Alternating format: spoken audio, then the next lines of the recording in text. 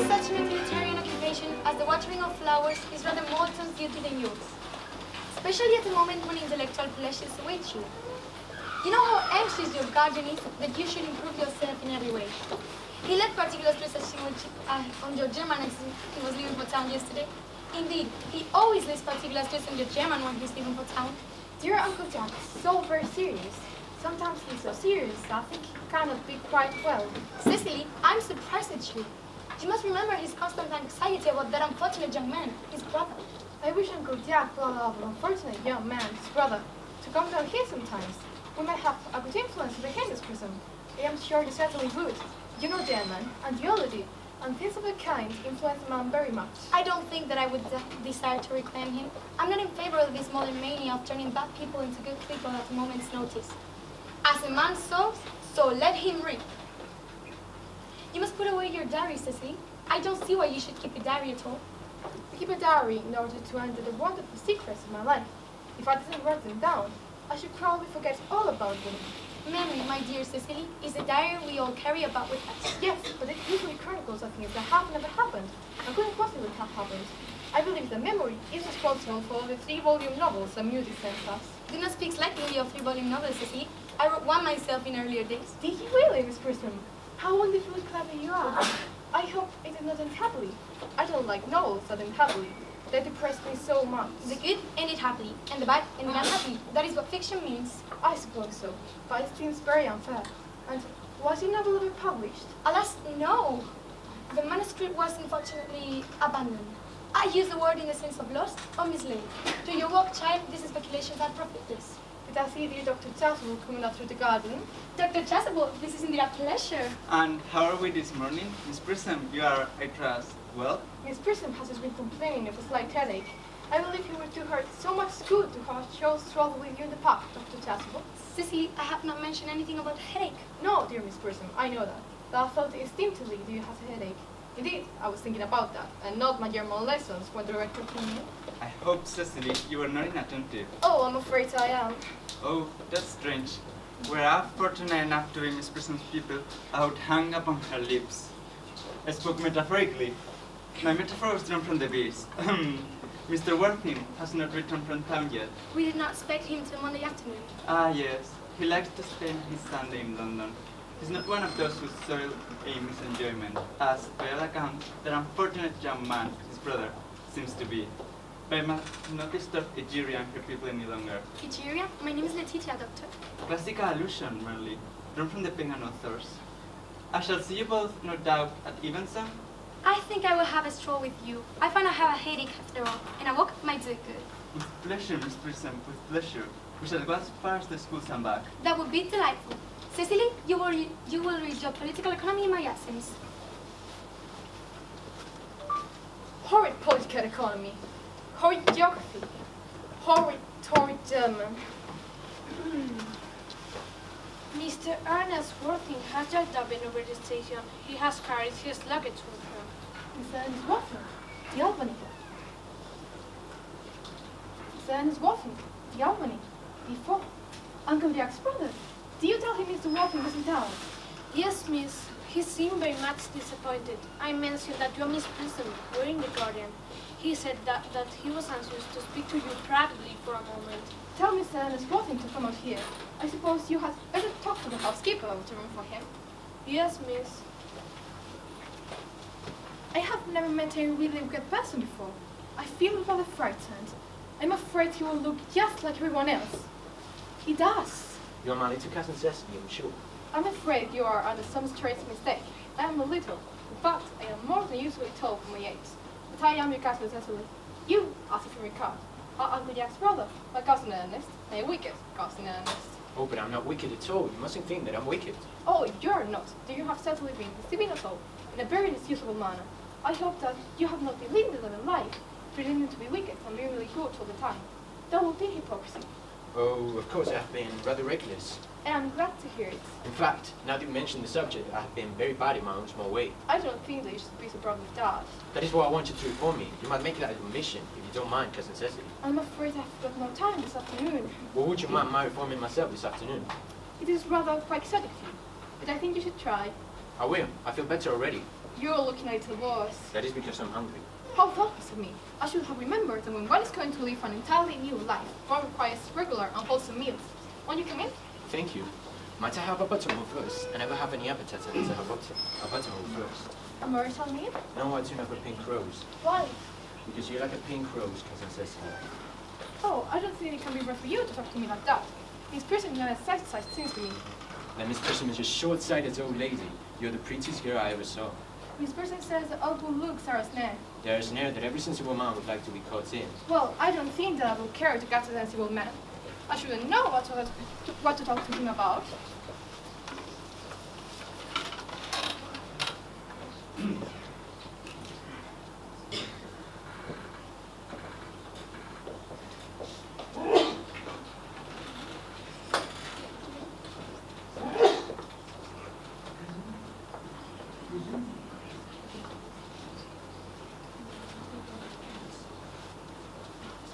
You are too much alone, dear Dr. Chasuble. You should get married. A misanthrope, I cannot understand. A womanthrope, never. You do not seem to realize, dear doctor, that by persistently remaining single, a man converts himself into a permanent public temptation. Men should be more careful.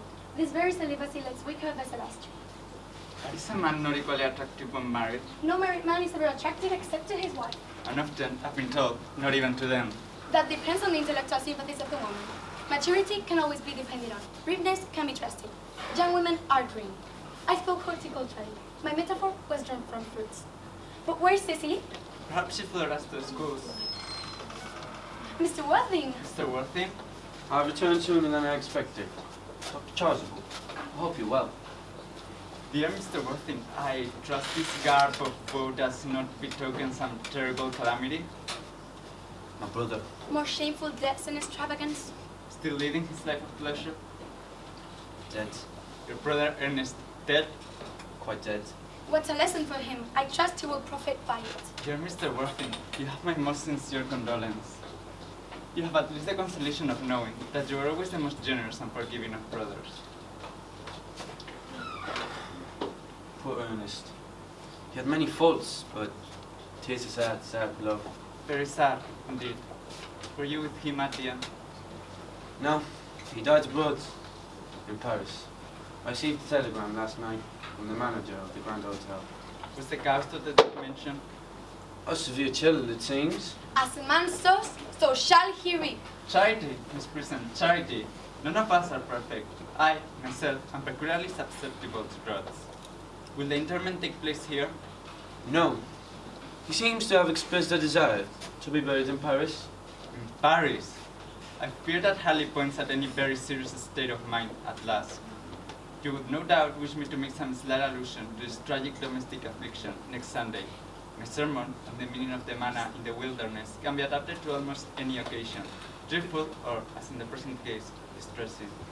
I have preached it at harvest celebrations, christenings, confirmations, on days of humiliation and festal days. Now that you mentioned christenings, I suppose you know how to christen all right, Mr. Chasuble?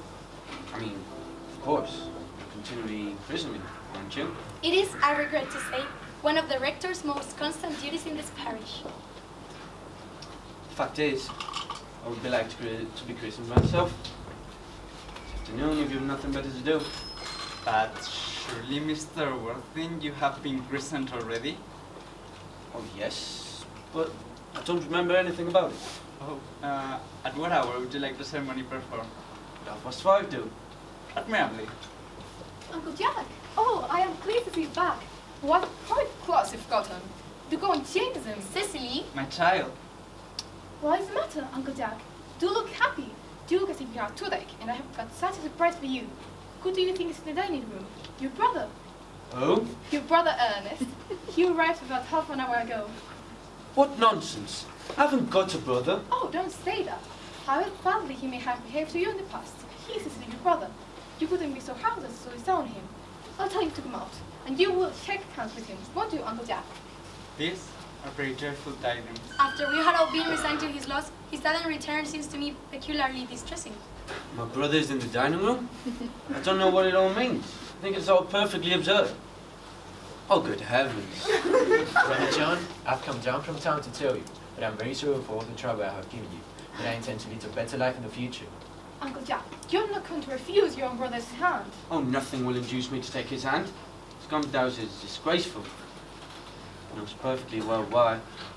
Uncle Jack, do be nice. There is something with everyone. Ernest has been telling me about his poor invalid friend, Mr. Bunbury, whom he goes to visit so often. And surely there must be much good in once who is kind to an invalid, who leaves the pleasures of London to depart with pain.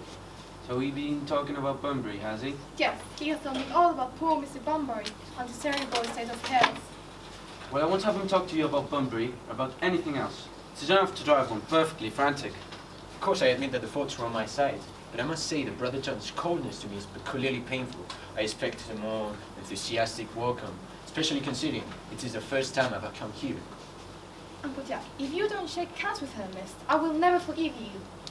Never forgive me. Never, never, never. Well, this is the last time I shall ever do it. It's pleasant, is it not? To see so perfect a reconciliation. I think we might leave the two brothers together. Cecily, you will come with us. Certainly, Miss Prism. Your little task of reconciliation is over. You have done a beautiful action today, my child. We must not be premature in our judgments. I feel very happy. You young scoundrel. Algie, you must get out of here as soon as possible. Don't allow any bumbering here. I have put Mr. Ernest's things in the room next to yours. I suppose that it's all right. What? Mr. Ernest's luggage, sir. I have unpacked it and put it in the room next to your own. His luggage? Yes, sir. 3 portmanteaus, a dressing case, 2 hat boxes, and an antique basket. I'm afraid I can stay more than a week this time. Mailman, order the dog cart at once. Mr. Ernest has been suddenly called back to town. Yes, sir. What a fearful liar you are, Jack. I have not been called back to town at all. Oh, yes, you have. Well, I haven't heard anyone call me. Your duty as a gentleman calls you back. My duty as a gentleman has never interfered with my pleasures in the smallest degree. I can quite understand that. Well, Cecily's a darling. You are not to talk about little Miss Cordial like that. Don't like it. Well, I don't like your clothes. You look perfectly ridiculous in them. Why on earth don't you go up and change? But will you go without changing them? Yes, even not too long. I've never seen anybody take so long to dress and with such little results. At any rate, it's much better than being always overdressed as you are. However, you have got to catch the 4-5. See, this bumbering of yours, as you call it, hasn't been a great success for you. Well, I think it has been a great success. I'm in love with Cecily and that is everything. But I must see her before I go and make arrangements for another Bunbury. Oh, there she is. Oh, I merely came back to water the roses. I thought you were with Uncle Jack. He's gone to order the dog cart for me. Oh, is he going to take you for a nice drive? He's going to send me away. And then how we got to part? I'm afraid so. It's a very painful parting. It is always painful to part from people whom one has known for a very short space of time. The dog cart is at the door, sir. It can wait, Herman, for 5 minutes. Yes, miss. Cecily, I hope I should not offend you if I state quite frankly and openly that you seem to me to be in every way the visible personification of absolute perfection. I think you frankness are very credit, Ernest. If you will allow me, I will copy your remarks into my diary.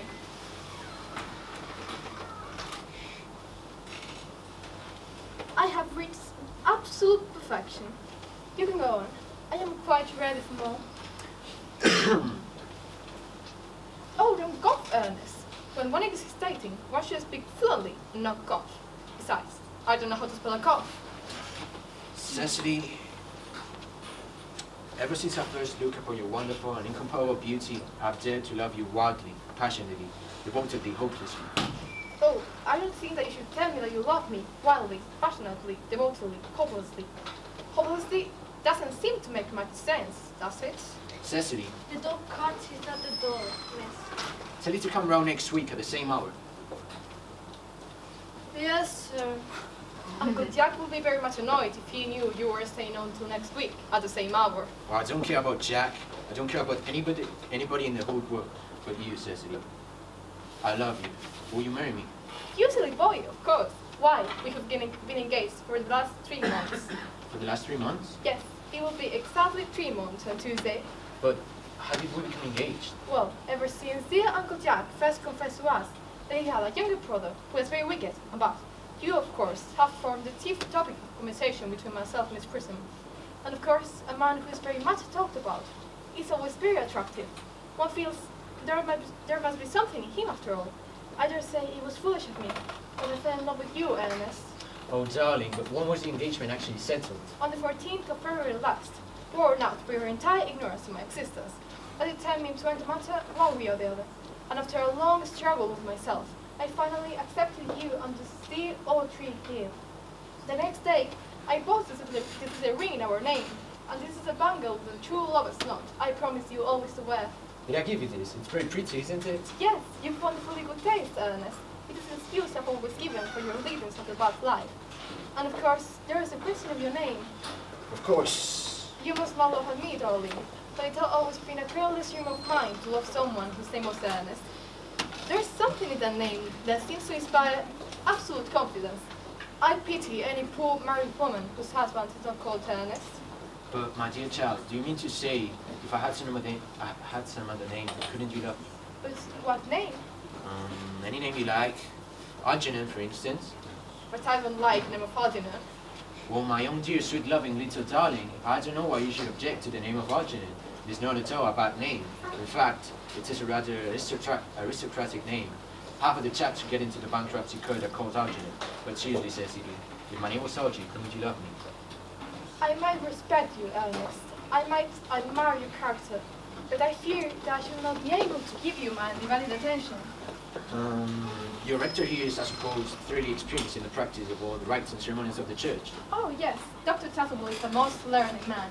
He has never written a single book, so you can imagine how much he knows. Well, I'm a senior at once, on a most important business. Oh, I shan't be away for more than half an hour. considering that we have been engaged for the past 3 months, that I only met you today for the first time, I think it is rather hard that you should leave me for so long a period as half an hour.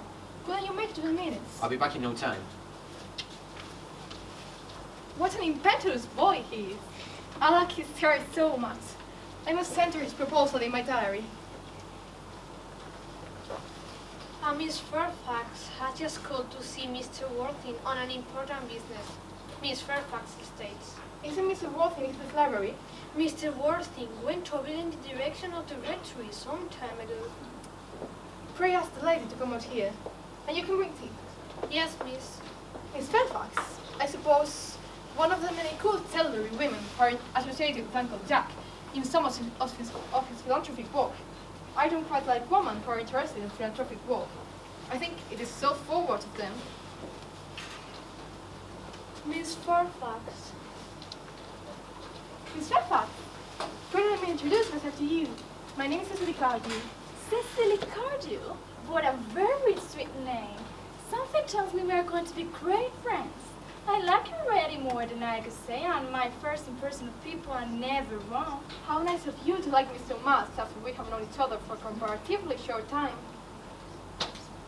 I can call you Cecily, may I not? With pleasure. And you will always call me when you want to.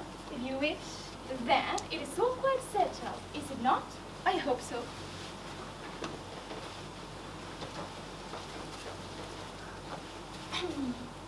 Cecily, Mama, whose views on education are remarkably strict, has brought me up to be extremely short-sighted, so would you mind if I look at you more closely? Oh, not at all, Gwendolyn. I am very fond of being looked at. You're here on a short visit, I suppose? Oh no, I live here. Indeed, really? Your mother, no doubt, or any female relative in advanced years resides here also? Oh no, I have no mother, nor in fact, any relations. Indeed? My dear guardian, with the assistance of Miss Person, has the arduous task of looking after me. Your guardian? Yes, I am Mr. Worthing's ward. His ward? He never mentioned to me had a ward. How secretive of him. It grows more interesting, are you? Excuse me, sir, could you bring me my diary? Sure. I'm not sure, however, the news inspired me with feelings of a mixed delight. Cecily, I'm very fond of you. I've liked you ever since that I met you, But now that I know that you are Mr. Worthing's wife, I cannot help expressing the feeling you were, well, just a little older as you seem to be and not so alluring in appearance. Ernest has an upright nature. He's the very soul of truth and honor. Disloyalty would be as impossible for him as deception, but even men with the noblest possible moral character are extremely susceptible to the physical charms of others. I beg your pardon, Gwendoline. Did you say Ernest? Yes. Oh, but it is not Miss Ernest Worthing who is my guardian. It is his brother, his other brother. His brother? He never mentioned to me he had a brother. Well, I'm sorry to say they have not been on good terms for a long time. Ah, that accounts for it. Oh, Cecily, you've lived so long from my man. I was growing almost anxious. It would have been terrible if any cloud would have come into a friendship like ours, wouldn't it be? However, are you quite sure it's a Mr. Ernest Worthing who is your guardian? Quite sure. In fact, I am going to be his. I beg your pardon? Dearest Gwendoline, there is no reason why I should make a secret of it to you. Our little county newspaper is sure to call the fact next week. Mr. Ernest Worthing and I are engaged to be married.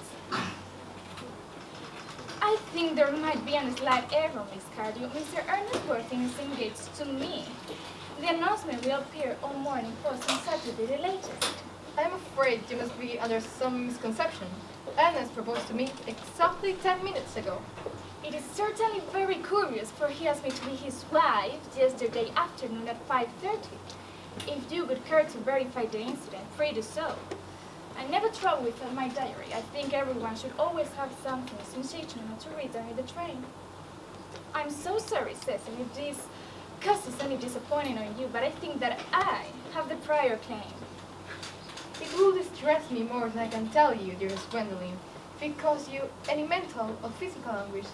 But I feel bound to point out that since Ernest proposed to you, he clearly has changed his mind. If the poor fellow has been entrapped into any foolish promise, I shall consider my duty to rescue him at once and with a firm hand. Whatever unfortunate entanglement my dear boy may have got into, I will never reproach him with it after we are married. In an occasion of this kind, it becomes more than a moral duty to speak one's mind. It becomes a pleasure. Do you suggest, Miss Fairfax, that I entrap Ernest to an engagement? How dare you? This is no time for whirling to show a mask of manners. When I see a spade, I call it spade. Well, I'm glad to say I've never seen a spade. It is certainly obvious that our social spheres are widely different. Shall I lay tea as usual, miss? Yes, as usual.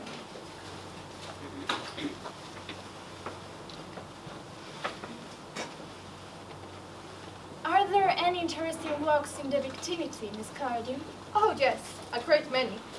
From the top of one of the hills, quite close, one can see 5 counties. 5 counties? I don't think I should like that. I hate crowds. I suppose that is why you live in town.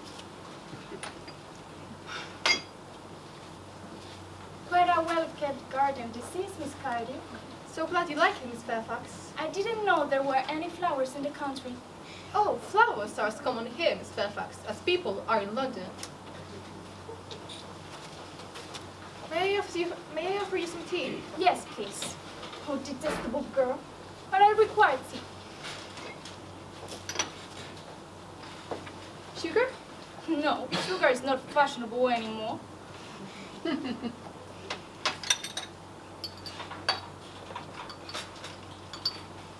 Cake or bread and butter? Bread and butter. Cake is rarely seen in the best houses nowadays.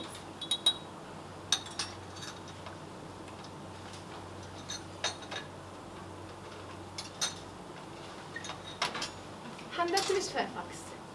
Sure.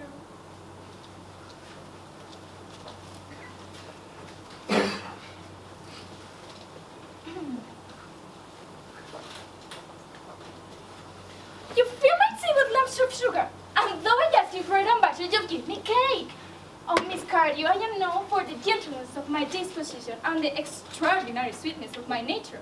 But I warn you, Miss Cardew, you may go too far.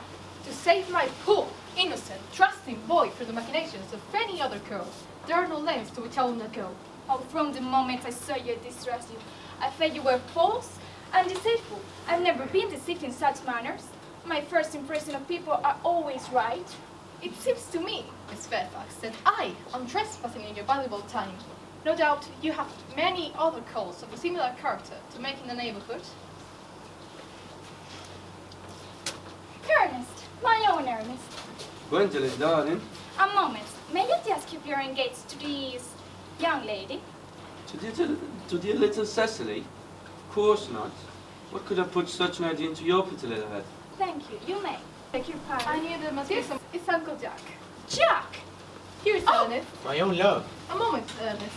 May I ask you, are you engaged to be married to this young lady? What young lady? Good heavens, Gwendolyn. Yes, to good heavens. Gwendolyn, I mean to Gwendolyn. What? No, what could have put such an idea into your pretty little head? Thank you. You may. I think there might be a slight error. The man who's now embracing you is my cousin, Mr. Algernon Moncrief. Algernon Moncrief? Oh, are you called Algernon? I cannot deny it. Is it your name really John? Could deny it if I liked. Could deny anything if I liked. Why, my name certainly is John. It's been John for years. A cross deception has been placed upon both of us. My poor wanted Cecily. My sweet blonde Gwendolyn. You will always call me sister, won't you? There is just one question I would like to be allowed to ask my guardian. An unbelievable idea. Mr. Worthy, there is just one question we would like to be permitted to put on to you. Where is your brother Ernest? We are both engaged to be married to your brother Ernest, so it is matter of some importance to know where your brother Ernest is at present. Gwendolyn, darling, and Cecily. It's very painful for me to be forced to speak the truth. I've never been reduced to such a painful position, and I'm certainly quite inexperienced on doing anything of the kind. However, I will tell you quite frankly that I have no brother Ernest. I have no brother at all. I certainly have the smallest intention of having one in the future. No brother at all. None. No brother of any kind. Not even of unkind. I think it is quite clear we are not engaged to be married to anyone. It is not a pleasant position for a young girl suddenly to find herself into, is it? Let's go into the house. They will hardly venture to come after us. No, men are so cowardly, aren't they? This ghastly state of things is what you call bumbering, I suppose. Yes, and a perfectly wonderful Bunbury it is. The most wonderful Bunbury I've ever had in my entire life. Well, you no right whatsoever to Bunbury here. Well, that is absurd. One has a right to Bunbury anywhere one chooses. Any serious Bunburys knows that. Serious Bumburist? Good heavens. Well, one must be serious about something if one wants to have any amusement in life. I happen to be serious about Bunbury. What on earth you're serious about having got the remotest idea about everything I should fancy you of such a trivial nature?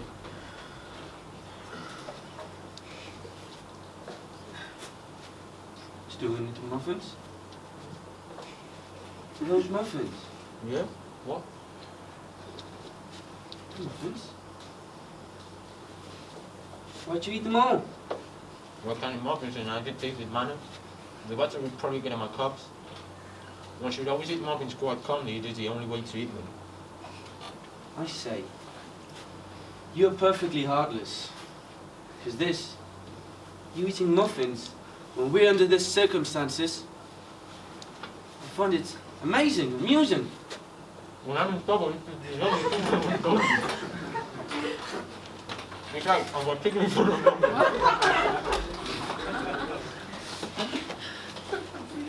Algernon, I really don't want you here. I wish to goodness you would go.